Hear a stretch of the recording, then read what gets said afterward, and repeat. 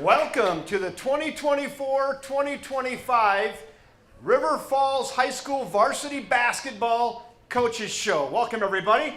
Thanks for joining us at Tarnation Tavern. I'm Kevin Westhouse, and I do have some very, very special guests with us tonight. Mr. Head Coach, Mr. Zach Turpin. Yeah, okay, you can give him a round of applause. We can applause for each one. Tanner Bottleson, the junior. I like to call him T-Bot. Welcome. Yeah, there you go. Mr. Preston Johnson, the senior. Mr. Brody Gretz, the junior. There he is. Wave to the crowd. Come on, give him something. There you go. Yeah, that's what you do. And Eli Johnson on the end, headed to tight end U.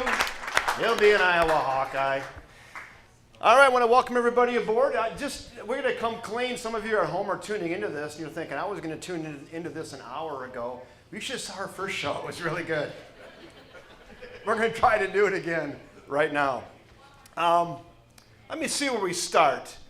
So before I go to head coach Zach Turpin, I want to just relive a little bit the end of the 2023-2024 season, where this team here was literally about one half away from going to the Kohl Center and the state tournament.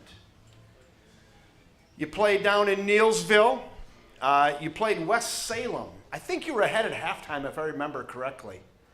So, Preston, talk to us a little bit about what was said in the locker room at halftime, leading West Salem for a potential trip to the state tournament last year. Yeah, like I said before, our energy was through the roof in the locker room. We're like, guys, we're winning at half. We're 18 minutes away from making it to the Kohl Center, which all of us have dreamed of throughout high school. So we were sitting there at half wow, if we play a good half of basketball, we're going to make it to state. And obviously West Salem hit some shots. Credit to them. They had really good players, really good team that year. So we came up a little bit short, lost by 8, but it was a good game, good season. I'm proud of everything we did. Yeah. I noticed that West Salem, Preston, they got about a 7 to 8 point lead, and they went into that four-corner stall. Your brother saw that a few years ago at the state tournament. Did that throw you guys off a little bit? I'd say so, yeah. It's tough without a shot clock because you can just stand there. And with them, they had two really good ball handlers, so they could just, once we start pressuring, dribble around us and then kick to the other good ball handler. So they played, to their credit, they were smart with it, stood up there with near half court, and they won the game, so credit to them for that. My color commentator that night, Ariel Avestras, he's not a fan of the four-corner stall, and he predicted what was going to happen there. He said they're starting it too early. He said it's going to come back to bite them. They're going to lose some momentum, and that is exactly what happened. They started that with about 8 or 9 minutes left in the game. You guys got some turnovers. You scratched and clawed back into that thing and had it, I think, within 3 or 4 points with maybe just under 5 minutes to go. And then it just kind of got away from you. They did hit some shots late in the game. Let's take this down to Eli 1 second. I want to hear Eli's thoughts. Hand him that mic down there. Eli, there you are in your junior year. You're thinking about the basketball team you're on, and you got a chance maybe to go to the state tournament. You got one half to play. What was going through your mind, and then what transpired there in the second half for you? I think everybody on the team really wanted it, and you could tell because in the locker room at halftime, everybody was still so invested and really cared about each other and really wanted everybody to succeed. And then obviously it didn't go according to plan, but I think this year we used that to fuel us, the kids who played in the game, and we're going to use that this year. That's good. That's kind of what I was wondering. Were you able to use that feeling in your gut and use it as fuel for this year? It sounds like maybe that is the case. Yes. Very good. So I want to talk about one particular play. I want to hear Preston relive the play. I was trying to remember it, so I went back and rewatched it this afternoon.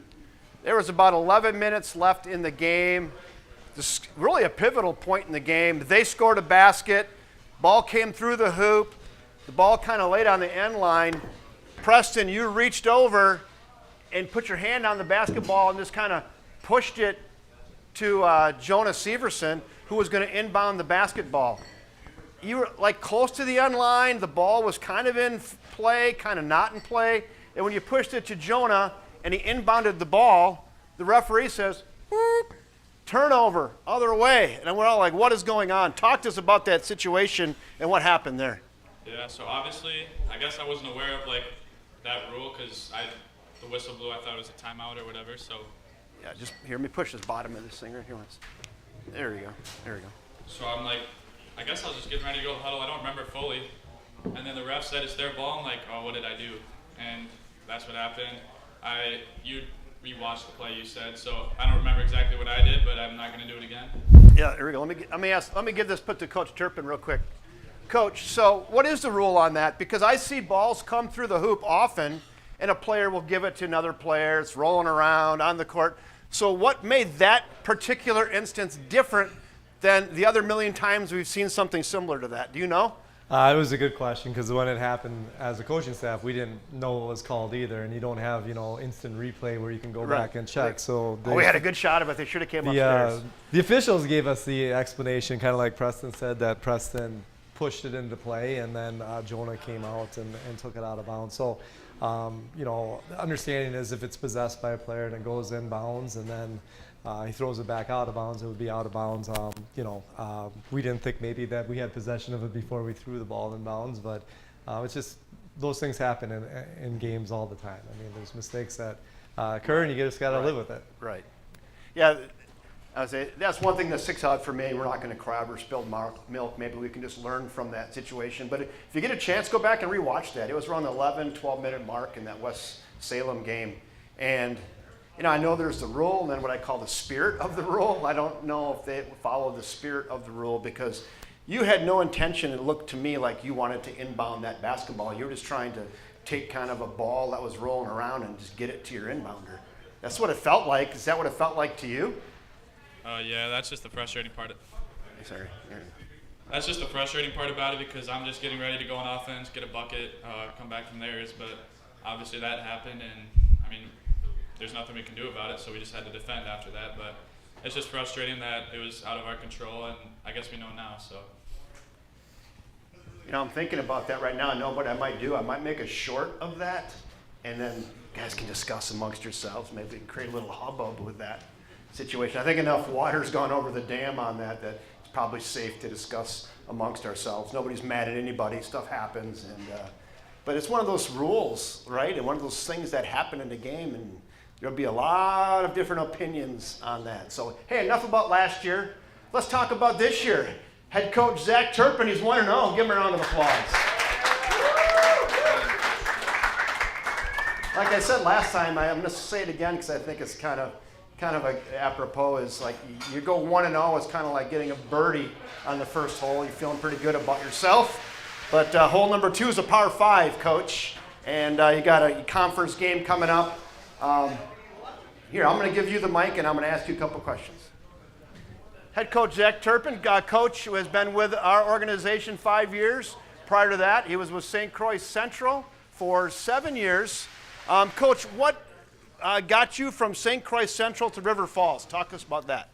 I think just the opportunity, just being at St. Croix Central too, always from an outsider's view looking in, always kind of appreciated what I saw from River Falls, and I heard a lot of the same things about good things, and opportunity came about where there was a math position at the high school, and I just felt it was the right time to take that opportunity and run with it, and I feel very fortunate that I did.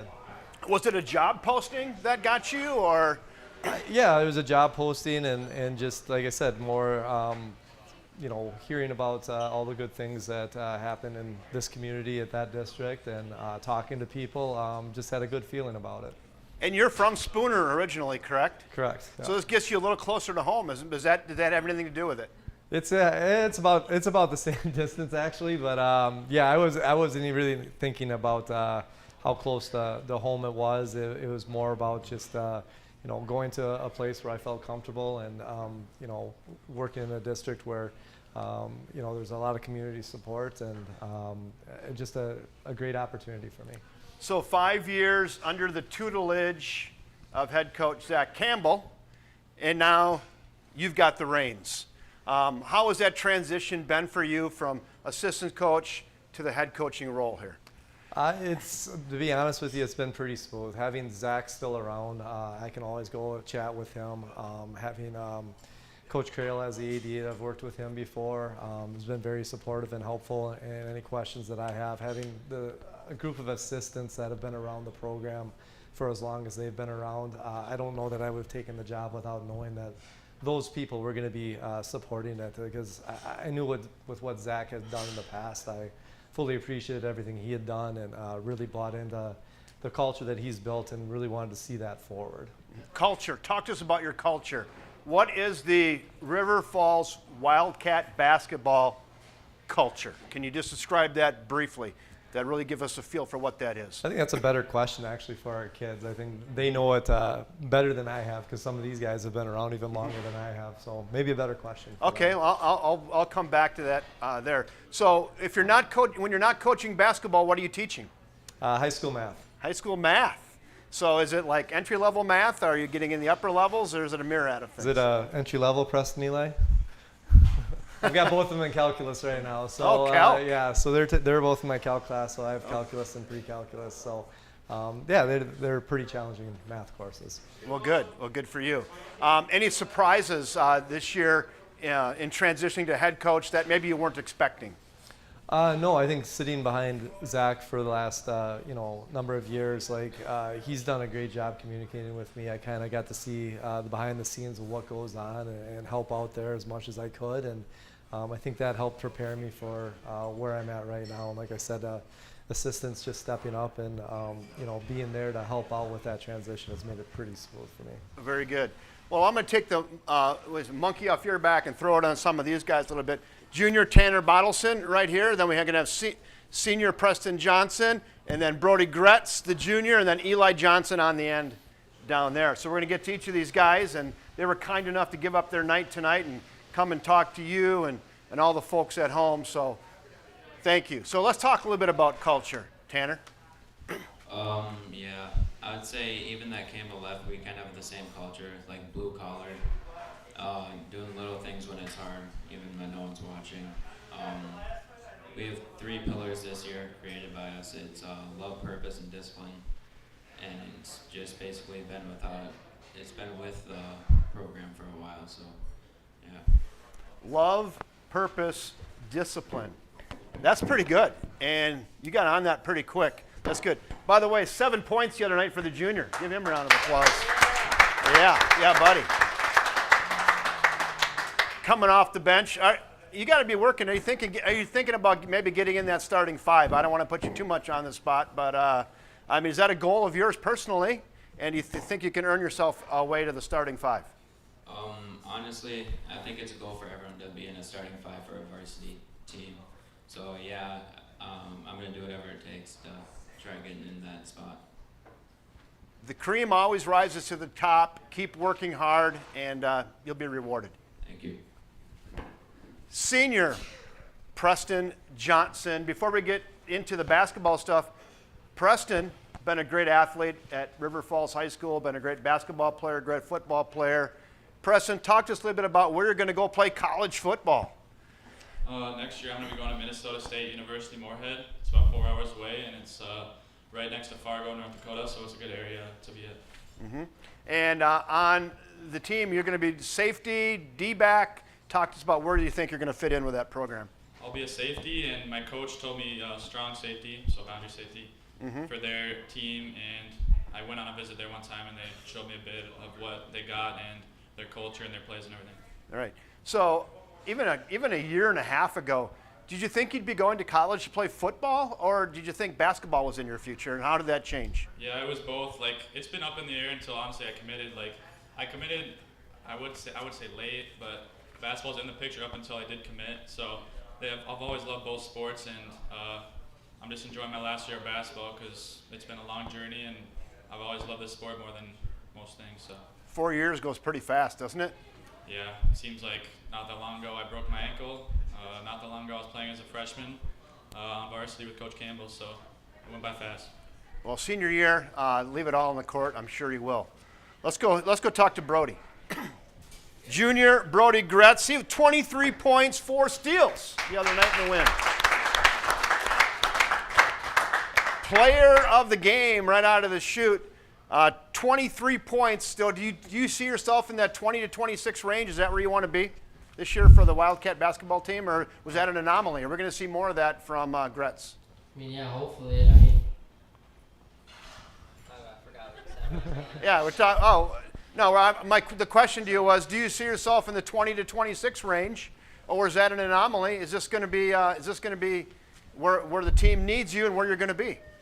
Yeah, that'd be pretty nice, but I feel like our team's pretty unselfish and we move the ball a lot. So I mean, I feel like that could be anyone on any given night. Mm-hmm. Is it just I watch games and some games some guys are hotter than other times.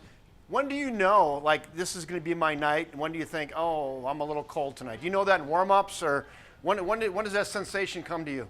I would say definitely not in warm-ups because before the game I wasn't making any shots. So I guess first half probably.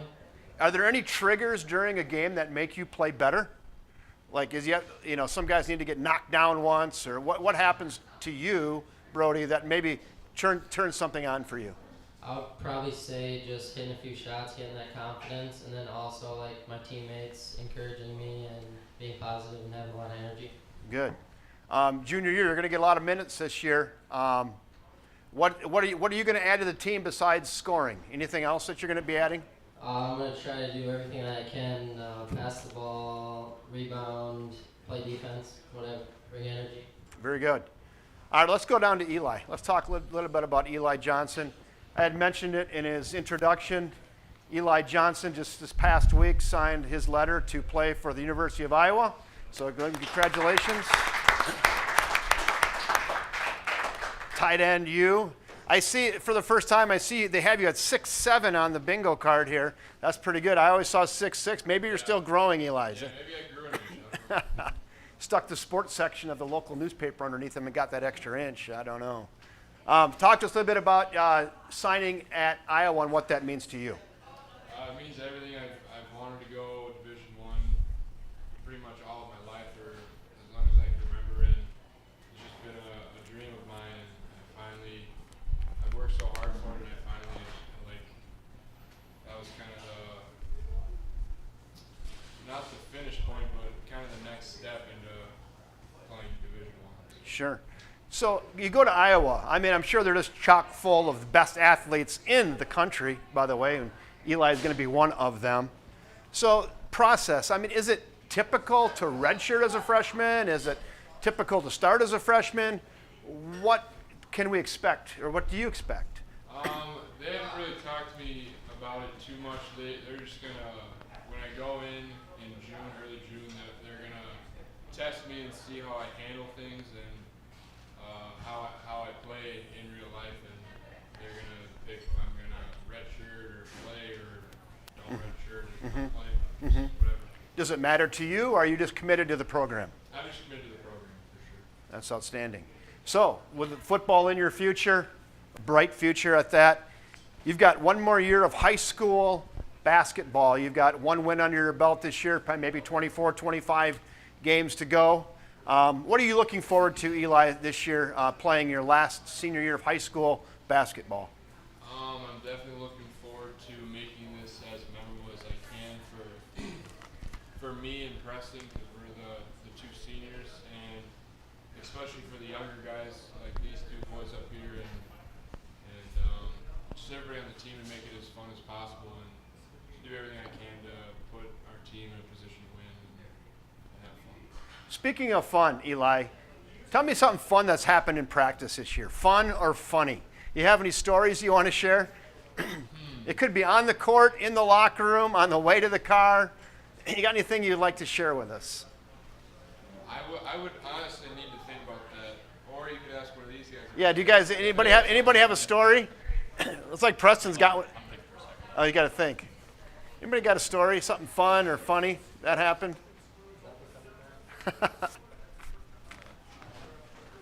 All right, Preston's got one.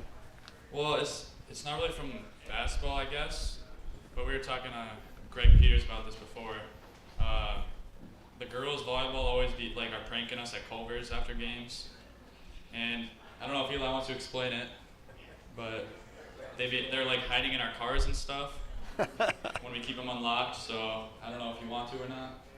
Yeah, talk to us about that. What are high school kids doing for pranks this year that's pretty safe?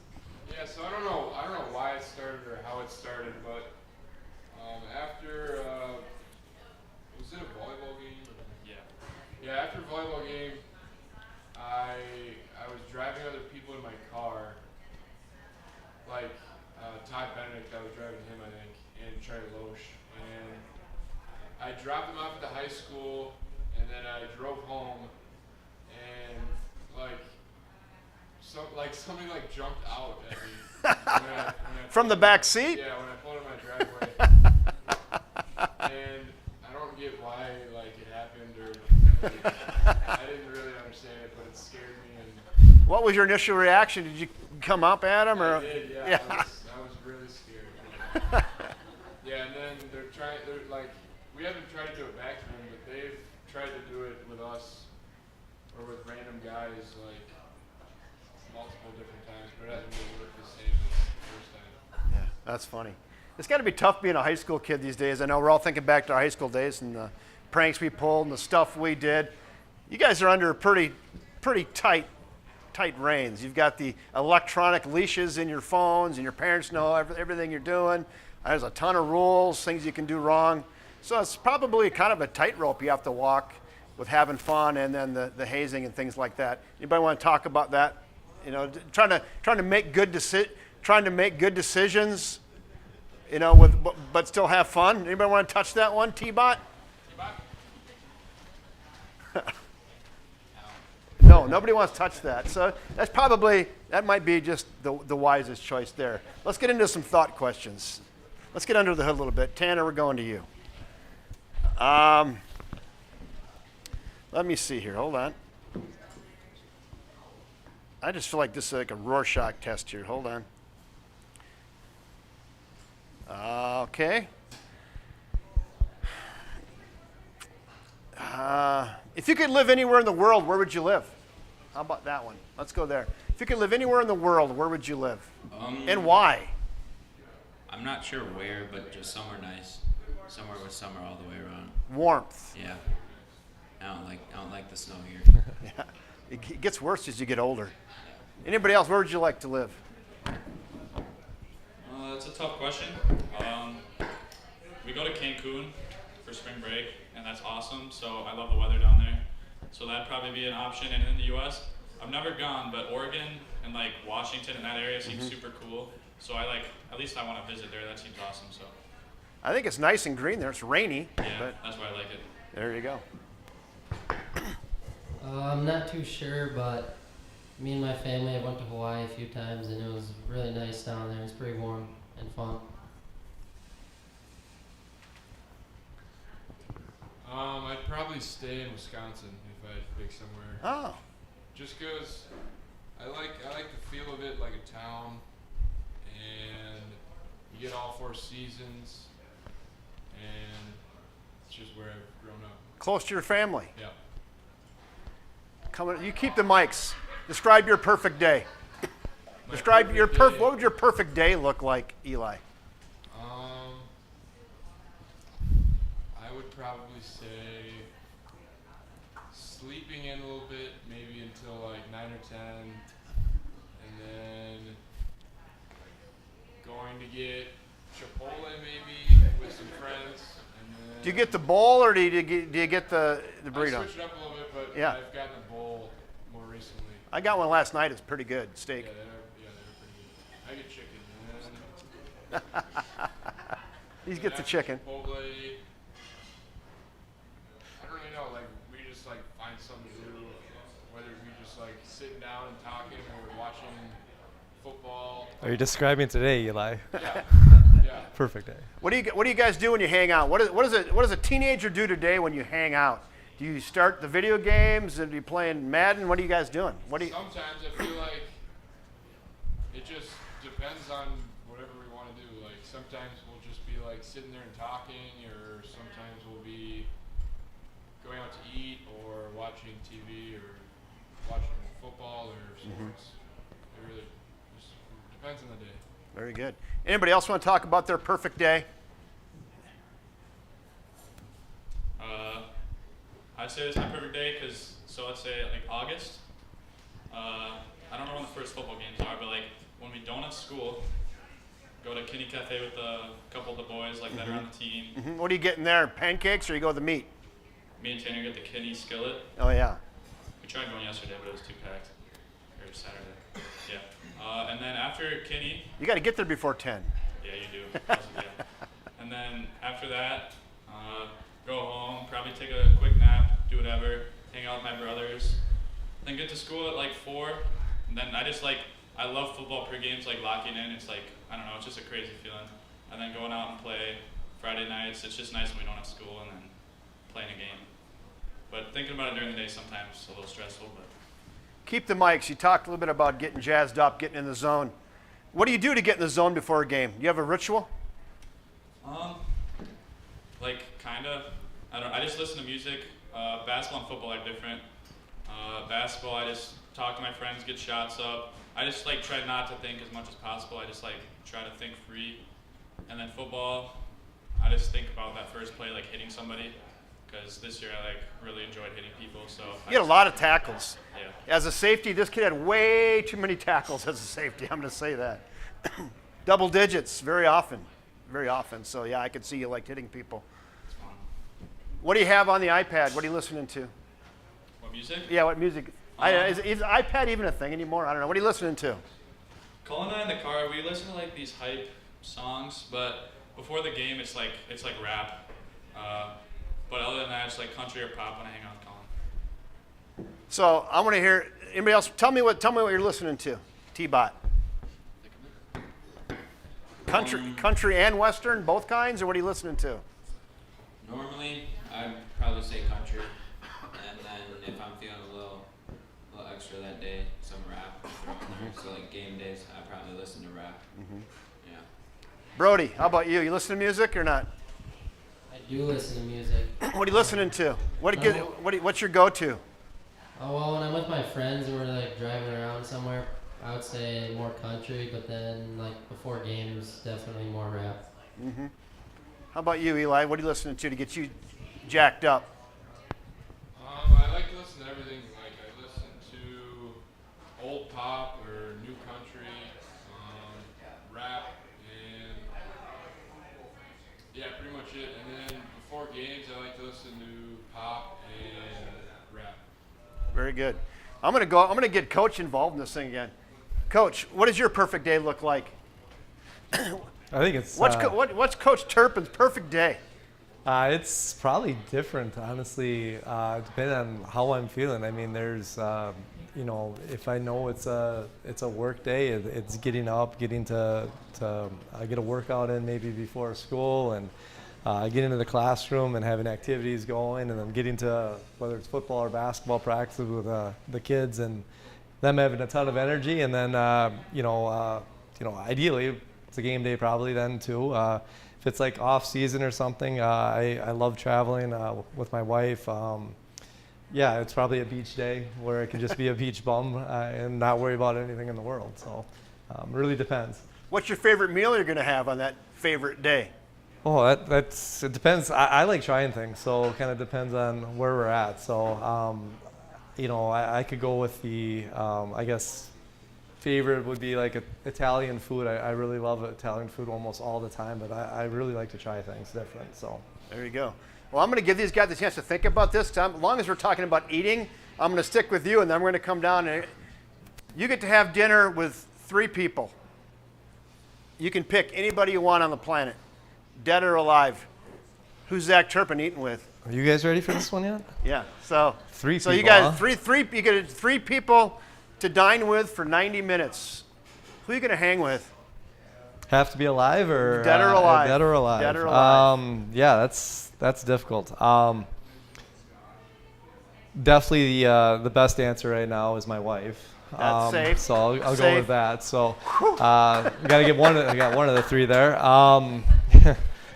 Yeah, that's a tough one. I guess I haven't even really thought about that. There's so many people that I feel like that I've read about or looked up to that would be an awesome experience to be around. I know when I grew up, I probably would have said like Michael Jordan being an idol of mine when I was younger. And but there's so many, I think, people out there that are so impactful that it would just be really, really cool to be able to talk to and pick their brain. So I don't know if I have another good answer. Okay, good. Let's see what Tanner has to say.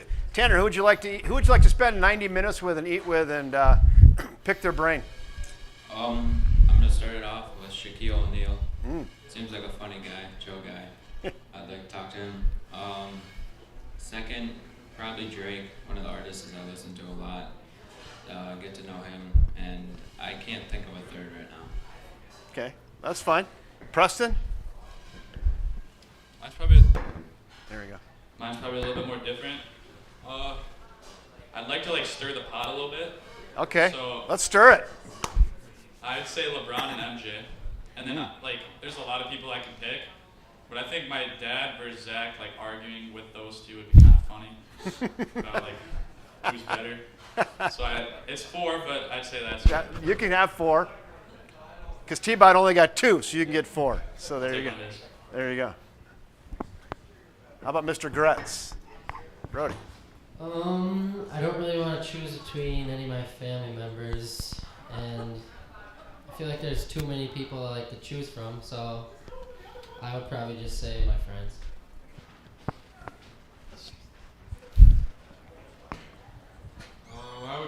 Three people I'd probably pick: Jesus Christ, my mom, and my dad. That's pretty good. I would say there's some wisdom in those 3. You're probably going to come out smarter. That's good.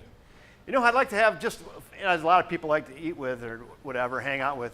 I would like to understand how somebody like a Tiger Woods is able to keep getting better and better when you already have everything. You've won everything. You've got the fame, the fortune, the money. I want to understand what drives people like that to say it's never good enough. I always want more.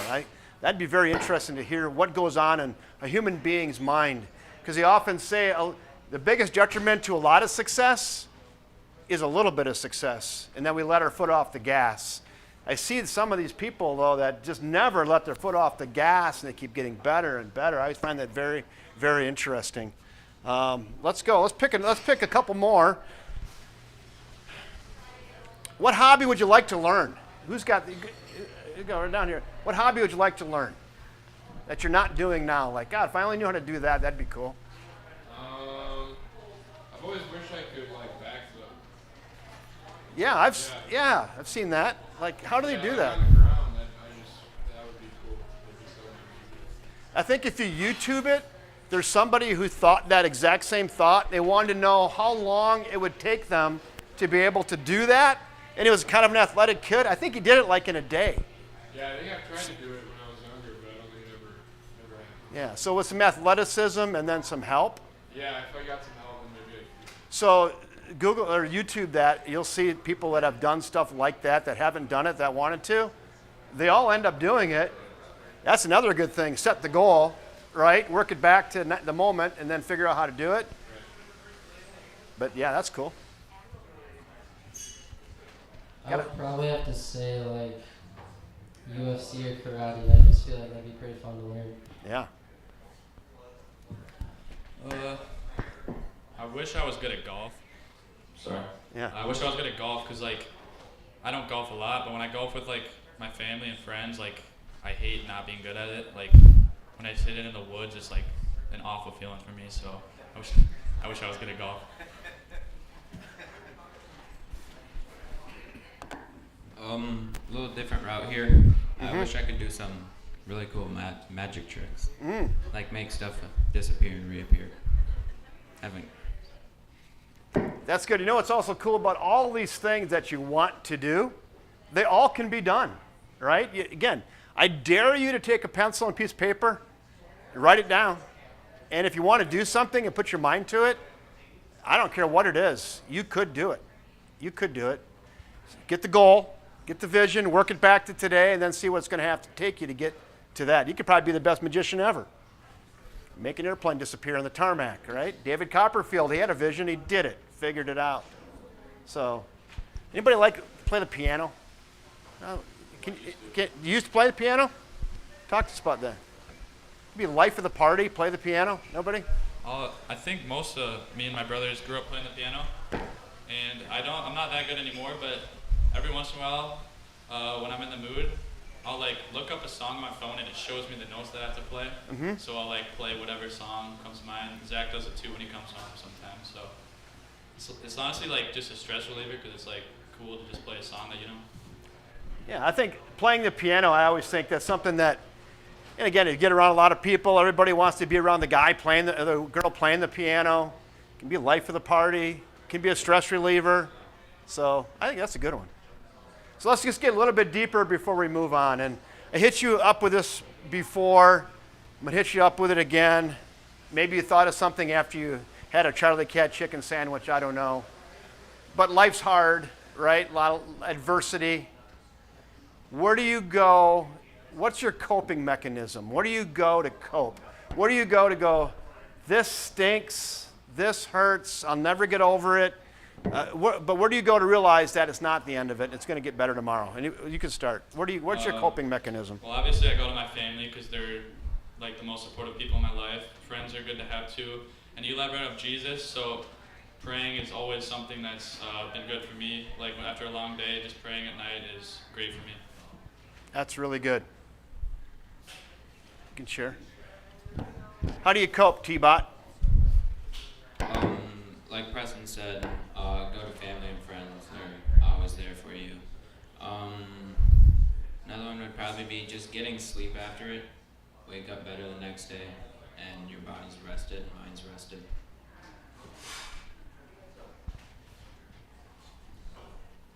I would say just think on the bright side and try to be as positive as you can and talk to your family and your friends. It's good. Be with people that you like, be around, There you go.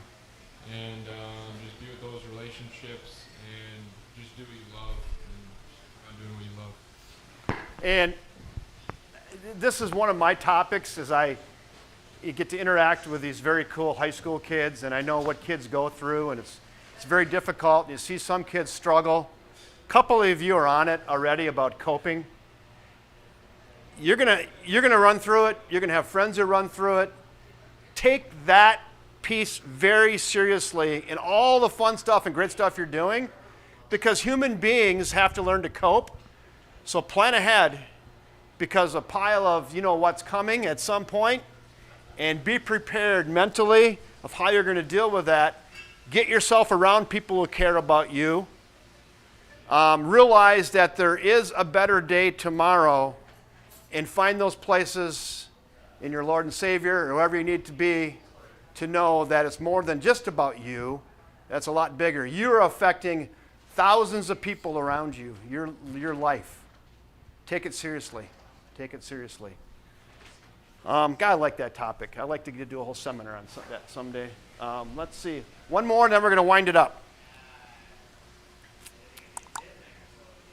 I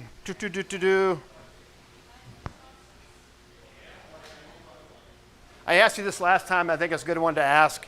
Your underclassmen may be watching this. Some of your juniors, some of your seniors. Looking back to your freshman year, what do you wish you knew as a freshman that you know now? Like, what have you learned throughout high school that maybe you could pass along to a freshman or sophomore? Anybody want to jump on that? Yeah. What did you kind of go? Oh, if I would only known that or done that different, or here's a piece of advice I can tell a freshman. I would just say do the things that you enjoy, and if we're going like basketball wise, I would just say don't worry about like what happened before and keep moving forward and being positive, and don't worry about what other people think about you. Oh, that was good. Don't worry about, repeat that. That was good. Don't worry about what other people think about you. That's really good. Believe it or not, people don't really care what kind of car you drive. They don't really care what kind of clothes you're wearing. They really don't care that much, to be honest with you. And you take care of yourself. keep doing the right things. That's powerful. Next, who wants to take that? Out of sports wise, I'd say just surround yourself with good people. Make sure you're doing the right thing with those people and not getting yourself in trouble for stupid stuff. Basketball wise, I'd say hard work actually really pays off. I mean, I didn't like go to ETS that much as a freshman, sophomore, but now junior season I went to ETS and didn't skip a day, and I can feel it really paying off for me. So what I heard him say there is, you're going to get out of it what you put in it. Is that a good summary of that? That's a great one. So maybe that's something you could pass along to a freshman who's aspiring, has some ability. You can just look him in the eye and say, you're going to get out of this exactly what you put in it. That's good. That's good. Fellas, it's always fun just kind of getting to know you at another level. But I think maybe before we go, let's talk a little bit about next Tuesday night. Big Rivers Conference starts. Preston, talk to us a little bit about your team goals.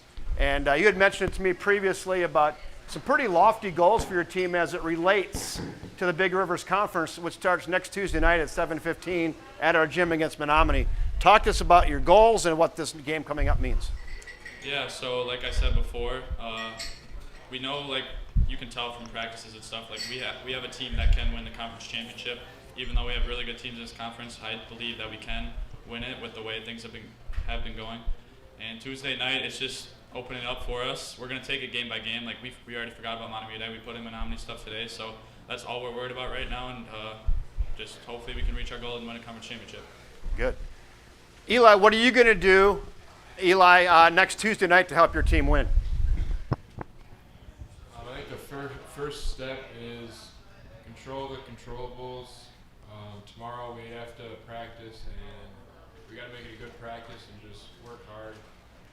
And then go into Tuesday just knowing that we're going to win and just have confidence and just be there for each other. Very good. Brody, Tanner, anything to add to that? That's good. Like the seniors taking control, the 10-2 on the wheel, taking control of this whole thing. Leadership. Be leaders. People will follow. Step out. Don't be afraid to be a little different. Raise your hand. Ask questions. You guys should have a lot of confidence. You're all very smart, athletic, surrounded by great people. Step out and lead. Not everybody's had the opportunities you've had. Be a leader. Be an inspiration. Coach, am I leaving any meat on the bone? Let's pass this back down. You're sitting here listening to me, and you're like, "Guy, we should have talked about this or should have talked about that." Am I missing anything, Coach? No, I think you touched on a lot. You've touched on a lot, so I think that's pretty good. Good. Anything you're specifically excited about for this season that we are not aware of, or things you were concerned about or optimistic about? No, I'm excited for these guys. They've done a great job at practice. They've brought a lot of energy. It's just really fun to come to practice and see what they're doing. So I'm excited to see what this season holds for us moving forward. Very good. Well, I'm going to kind of wrap this up. I'll do a little preach here. You guys are impactful, not only to each other, not only to your teammates and your school and your teachers, your families. You're impactful on our community. There's a lot of eyeballs on you. A lot of people watching you, watching what you say, watching what you do. I don't want to make you feel too much pressure, but you are role models, and make good decisions. The truth takes no rehearsal. Be honest with yourselves. Be honest with your friends. Don't be afraid to set goals and grow. You want to be the best football player ever at Iowa? You probably can be. Set a goal. You're going to have to get there early. You're going to have to stay late. Work hard. Listen to your coaches. I'm excited for all of you guys. I'm excited to be able to call this season. I'm excited for the opportunity you allow me to do this, so thank you for that. I think we should also thank our sponsors. Let's thank Fred Barr and Colleen at Tarnation Tavern for hosting us tonight. Thank you. I want to thank Sarah Jenkins. She's always a big part of sponsoring. Thank you, Sarah Jenkins. Swinging Bridge Brewery for the baller of the game. We got one up here already, right here, Mr. Gretz. and as well as Buy Golf and Roadie with our Next Day Rewind. They sponsor our highlight clips that are out there. They're always fun to watch. Tell you what, put a big red bow around this thing for the second time. We'll tie it extra tight this time. How about that?